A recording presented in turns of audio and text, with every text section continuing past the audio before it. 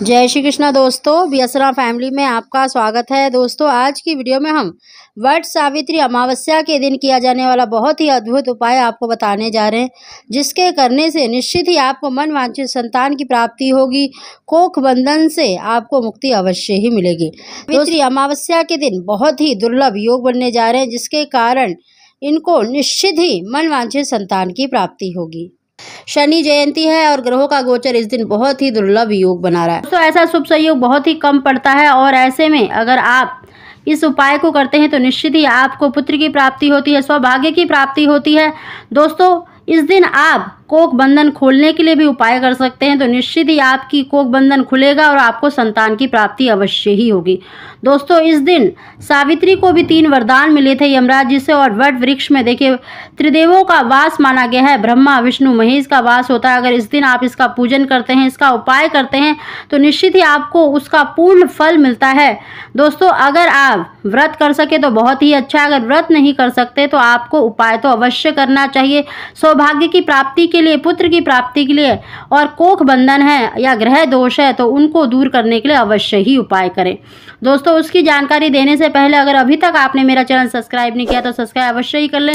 बगल में bell icon को दबा दें, जिससे मेरी आने वाली सभी वीडियो का नोटिफिकेशन सबसे पहले आप तक पहुंच सके। दोस्तों, वट सावित्री व्रत बहुत ही श्रेष्ठ माना जाता है हमारे हिंदू धर्म में। इसकी व्रत करने से, इसकी पूजा करने से आपकी जो मनोकामना है वो अवश्य ही पूरी होती है। दोस्तों, आपको भी वट वृक्ष का ही उपाय करना है, उसी का पूजन करना है।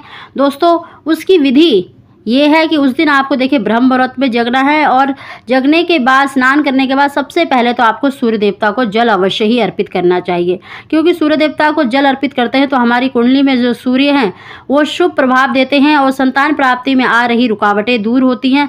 तो आप थोड़ा सा रोली अक्षत डालकर सूर्य देवता को अवश्य ही जल अर्पित करें। और उसके बाद अगर आपके घर के आसपास वट वृक्ष का पेड़ है, नहीं तो आप उसकी डंडी लाकर अपने घर में भी पूजा कर सकते हैं। दोस्तों, पुत्र प्राप्ति के लिए यानी संतान प्राप्ति के लिए आपको देखिए एक वट वृक्ष का पत्ता लेना है, बिल्कुल साफ सुथरा, उसको धोकर उसके ऊपर आपको स्वास्तिक बनाना है। चाहे हल्दी से बना लें, चाहे आप रोली से बनाएं। और साथ ही आपको देखिए 21 दाने चावल के लेने हैं, 21 दाने अक्षत लेने हैं, बिना टूटे फूटे, बिल्कुल साबुत होने चाहिए। और आपको ये सामग्री लेकर किसी भी वट वृक्ष के पेड़ के पास जाना है, या फिर आपके घर में भी अगर है तो आप वहाँ पर भी मतलब गमले में लगाकर डंडी को पूजा कर सकते हैं। दोस्तों, साथ ही आपको एक लोटे में देखिए थोड़ा सा शुद्ध जल भरकर और उसमें थोड़ा सा मीठा डालकर, ये गुड़ डाल लें या शक्कर डालकर मीठा कर लें, तो ये जल लेकर, और साथ ही अगर आपके पास देखिए कच्चा सूत है या कलावा है तो कलावा ले लें। आपको अवश्य ये पूजन सामग्री, अक्षत, रोली, कलावा, ये सब लेकर वट वृक्ष के पास जाना है। सबसे पहले तो दोस्तों आपको वट वृक्ष पर जल अर्पित करना है। उसके बाद आपको हल्दी से, रोली से वट वृक्ष को तिलक करना है, और उसके बाद आपको कच्चा सूत लपेटना है, और कच्चा सूत लपेटते हुए ही आपको परिक्रमा करनी है, और थोड़े से अक्षत आपको अपने हाथ में लेने हैं। जब आप परिक्रमा कर रहे हो तो थोड़े थोड़े अक्षत आपको साथ साथ में गिराते जाना है वट वृक्ष के चारों तरफ। जैसे जैसे आप परिक्रमा लगा रहे हो तो आपको थोड़े थोड़े चावल भी गिराते हुए मतलब कच्चा सूत लपेटना है, और अपनी प्रार्थना बोलनी है वट वृक्ष से। है वट वृक्ष, आपने सावित्री को 100 पुत्रों का वरदान दिया था, आप मुझे भी एक पुत्र प्राप्ति का आशीर्वाद दें, और मेरे पति की दीर्घ आयु, हमारे घर से सभी परेशानियों को दूर करें। इस तरह से आपको प्रार्थना करनी है। दोस्तों, उसके बाद वट वृक्ष के नीचे आपको थोड़े से चावल रखकर उसके ऊपर आपको दीपक जलाना है, और वहीं पर आपको देखिए जो आपने स्वास्तिक बना हुआ जो बड़ का पत्ता लिया था उसको रखना है, और वहाँ पर आपको देखिए 21 दाने, उस वट वृक्ष के पत्ते पर आपको 21 दाने चावल के रखने हैं, और धूप दीप जलाकर वट वृक्ष से प्रार्थना करनी है, हे वट वृक्ष मुझे भी संतान प्राप्ति का, पुत्र प्राप्ति का आशीर्वाद दे। इस तरह से आपको सच्चे मन से प्रार्थना करनी है। दोस्तों, अगर वट वृक्ष की जो जटाएं होती हैं अगर वो लटकी हुई हैं, या फिर उसकी कोई टहनी है लटक रही है, तो आप उस पर भी कलावा लपेट दें। यानी जो आपके पास जो कलावा है या कच्चा सूत है, जो मोली होती है, उसको आप अपनी इच्छा बोलकर 7 बार अवश्य उस पर लपेट दें।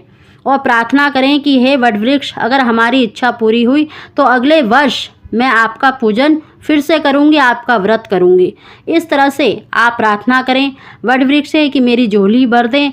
अगर मेरी झोली भर जाए तो मैं अगली बार व्रत करूंगी। अगर आपने व्रत किया है तो बहुत ही अच्छा, अगर व्रत नहीं किया है तब भी आप इस तरह से प्रार्थना अवश्य ही करें और अपनी मनोकामना बोलते हुए वट वृक्ष पर या वट वृक्ष की जो जटाएं होती हैं उस पर या टहनी पर या फिर पत्ते पर ही जो लटक रही हो, जो वृक्ष से लगी हुई पत्ता हो, उस पर आपको अपनी मनोकामना बोलते हुए कलावा लपेट देना है 7 बार। इस तरह से आपको प्रार्थना करनी है। साथ ही दोस्तों, अगर आपको देखिए ग्रह दोष है, शनि के दुष्प्रभावों से बचना चाह रहे हैं, अगर आपकी कुंडली में ग्रह दोष हैं और आपकी कोख बंधी हुई है या किसी भी दोष के कारण अगर आपको संतान की प्राप्ति नहीं हो रही, तो इस दिन देखिए शनिदेव का पूजन अवश्य करना चाहिए। शनिदेव पर एक दीपक अवश्य ही जलाएं या फिर आप पीपल के पेड़ के नीचे भी दीपक जला सकते हैं। और अपने ऊपर से देखिए आपको या तो पीली सरसों जो होती है वो लेना है, या फिर अगर पीली सरसों ना हो तो आप काले तिल ले सकते हैं। और साथ में एक लोहे की कील लेनी है, छोटी सी मोची वाली कील ले लें या कोई भी लोहे की कील आपके घर में पड़ी हो वो ले लें। और साथ में 1 रुपये का सिक्का रखें और फिटकरी हो तो फिटकरी भी ले लें। अगर फिटकरी नहीं है तो कोई बात नहीं, सिर्फ आप काले तिल ले लें या थोड़े से काले उड़द ले लें और आपको एक लोहे की कील लेनी है और अपने ऊपर से, अपने सिर के ऊपर से 7 बार उसार के आप अपने पेट से यानी अपने टम्मी एरिया से स्पर्श करें, अपने पेट से लगाकर उसको आपको पीपल के नीचे रख देना है और वहाँ पर एक दीपक जलाना है। शनिदेव के नाम का दीपक जलाएं और एक पीपल पर भी दीपक अवश्य जलाएं। उस दिन अमावस्या भी है दोस्तों। इस तरह से आपको पीपल पर दीपक जलाना है, प्रार्थना करनी है अपने संतान प्राप्ति के लिए, कोख बंधन खोलने के लिए। और दोस्तों इस दिन शनिदेव जयंती है, तो शनि के से मतलब संबंधित कोई भी वस्तु आप दान अवश्य ही करें। अपने पितरों के नाम से कुछ ना कुछ दान अवश्य करें। सफ़ेद वस्तु, दूध, दही, चावल, किसी भी वस्तु का दान कर सकते हैं। और शनि से संबंधित किसी भी काली वस्तु का आप उस दिन दान अवश्य ही करें। काला कंबल, काले जूते, चप्पल, किसी का भी दान अवश्य ही करें। इससे आपके पितर भी प्रसन्न होते हैं और शनि के जो दुष्प्रभाव होते हैं वो भी दूर होते हैं। तो इस तरह से आपको इस दिन पूजन करना है। देखिए वट वृक्ष की परिक्रमा अवश्य लगानी है, उसका पूजन अवश्य ही करना है। दोस्तों वट वृक्ष का पूजन करने मात्र से ही आपको सौभाग्य की प्राप्ति होती है, पुत्र, धन, सुख, समृद्धि की प्राप्ति होती है। तो इसलिए आप उस दिन अवश्य ही पूजन करें। ऐसा महायोग कभी कभी बनता है और ये छोटा सा उपाय करने से आपको निश्चित ही मनोकामना पूरी होगी। दोस्तों अगर आपको हमारी जानकारी वीडियो पसंद आई हो तो इसको लाइक अवश्य ही करें। आप सभी को जय श्री कृष्ण।